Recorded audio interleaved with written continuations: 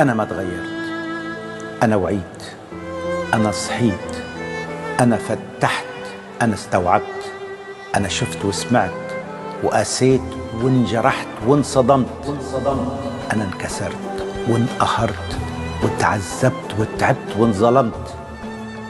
أنا بكل بساطة من تجاربي تعلمت، فلا تجي هلأ وتسألني أنت ليش تغيرت. واحدة من الأمور اللي غيرت نظرتي ومشاعري وحياتي للأفضل موضوع كتير بسيط، كتير بسيط. في البداية ممكن يكون صعب ولكنه كتير بسيط، هو أني غيرت التوقع إلى امتنان. شو يعني الكلام هذا؟ I traded expectations، إني أنا بتوقع شيء من حدا، to appreciation. إنه اليوم أنا أتوقع إنك أنت لما تيجي تسلم علي ما سلمت علي أنا حزعل. لا يا أخي عادي، ما سلمت علي it's okay، ولكن سلمت علي أنا ممتن وشاكر لك. أنا بعيد ميلادي توقعتك تجيب لي هدية، ليش ما جبت لي هدية يا أخي؟ ليش ما جبت لي هدية؟ وأزعل وأدخل في مشاعر نكد وزعل وتحليل وليش أكيد فلان قال له فلان قالت له ونضيع. لا، إذا جبت لي هدية أنا ممتن وشاكر لك. أنا أتوقع إنك أنت تعمل هالإشي بدون ما أقول لك. ليش يا أخي تتوقع؟ إذا عملته ممتاز أنا شاكر وممتن لك. هاي الشغل البسيط، إنك أنت تغير التوقع إلى امتنان، حتغير لك نظرتك وأفكارك ومشاعرك، وحتعيش بإذن الله بسلام داخلي. مستحيل أنه يقدر يحسن من نفسه إلا إذا عنده أمل أنه عيوبه هذه ممكن في يوم من الأيام يتغلب عليها. وأنا دائما كنت أقول مثلا كنت أدخن زمان، ودخن 13 سنة وجلست 10 سنين أحاول أبطل. 10 سنين أبطل، أرمي البكت 3 أسابيع أرجع تاني أدخن. بس كان عندك أمل إنك أنت، لولا الأمل إنه في يوم من الأيام حتفك، كان عندي أمل ويقين ما كنت بطلت. كان اليوم جاي معايا بكت سجاير. كيف الواحد يقدر يصحى من النوم أصلا لولا يكون عنده أمل ويقين إنه هذه فترة وتعدي؟ في تعبير بالإنجليزي this too shall pass. هذه قاعدة، قانون. فتحسين النفس على مستوى الفرد بدون أمل، صحيح. لذلك الأمل هو وقود العمل، صحيح، هو البنزين. صحيح. واحدة من أهم معادلات النجاح في الحياة E plus R equals O. E environment، R reaction، O outcome. المحيط زائد رد فعلك لهذا المحيط يساوي النتائج. توجد نماذج كثيرة استطاعوا أنهم يحصلوا على نتائج إيجابية بسبب ردود أفعالهم الإيجابية في وسط المحيط المحبط اللي هم فيه. فالأمور السلبية اللي في حياتنا بتحصل لسبب، لإبراز الجواهر اللي موجودة عند الإنسان. هذه سنة من سنن الكون، فالتضاد ضرورة لمعرفة الأشياء. الخلاصة أن المصائب إما أن تعييك أو تحييك، أنت اللي تقرر.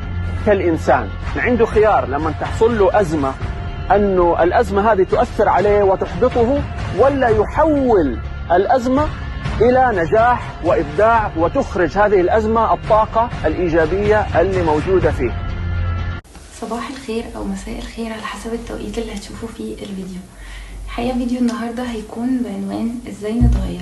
وأول حاجة عايزة أبدأ بيها الفيديو وأوصلها لكم إنه الإنسان بيتغير لما بيغير 5 حاجات في حياته: قناعاته، مهاراته، اهتماماته، قدواته، وأخيرا علاقاته. في العادة لما بنيجي نفكر في التغيير بنفكر بس في الحاجات اللي احنا عايزين نتغير علشان نوصل لها، لكن مفيش مرة فكرنا في الحاجات أصلا اللي بتمنعنا من إن احنا نتغير. وفي حاجة لازم ناخد بالنا منها، وهي إن احنا طول ما احنا في الكومفورت زون أو في منطقة الراحة عمرنا ما هنعرف نتغير.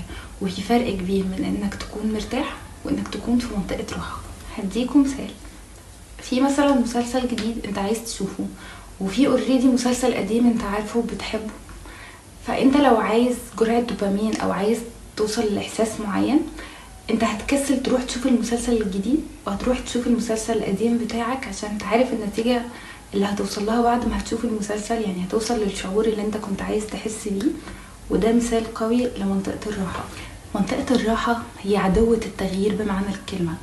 ما بنكونش عايزين ناخد الريسك في ان احنا نتغير او نجرب حاجة جديدة عشان بنبقى خايفين غالبا نبوظ الدنيا.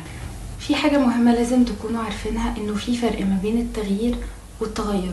التغير معناه انك مع الوقت هتكتشف انك اتغيرت، وده بيكون بسبب تيار الدنيا والمواقف اللي اتعرضت لها في حياتك وحاجات مرت بيها. انما التغيير انا هنا اللي قررت اتغير عشان في حاجات انا مش موافق ان هي تكون فيا.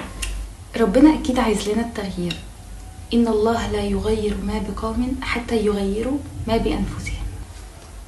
وصلنا لأكتر جزء مهم في الفيديو، وهو ايه الحاجات اللي نعملها عشان نتغير. اول حاجة لازم تحدد انت عايز تتغير في ايه. يعني مثلا عايز تبطل الذنب الفلاني، عايز تغير عادة سيئة فيك، عايز تخس، عايز تتخن، عايز تبطل تصحى متأخر. فلازم تكون محدد بوضوح ايه الحاجة اللي انت عايز تتغير فيها. تاني حاجة وهو انه لازم يكون جواك حافز داخلي، يعني يكون جواك طاقة مخلياك عايز تتغير فعلا، عايز تتغير للأحسن فعلا. وطبعا أقوى حافز داخلي هو الإيمان بالله. مثال بسيط على ان ازاي يكون عندك دافع داخلي، انه مثلا انت عايز تخس، فالدافع هنا هيكون ان انت عايز تكون صحتك كويسة، عايز يكون شكلك مرتب او شكلك كويس، تظهر قدام الناس بصورة كويسة. حتى ممكن الدافع هنا في انه انت نفسيتك هتبقى كويسة، هتبقى عارف تلبس براحتك وهكذا. وتالت حاجة هي اننا نغير البيئة المحيطة بينا، وده مش معناه خالص ان انت تسيب المكان اللي انت قاعد فيه وتمشي، لا، معناه ان انت تغير عاداتك عن الناس اللي حواليك.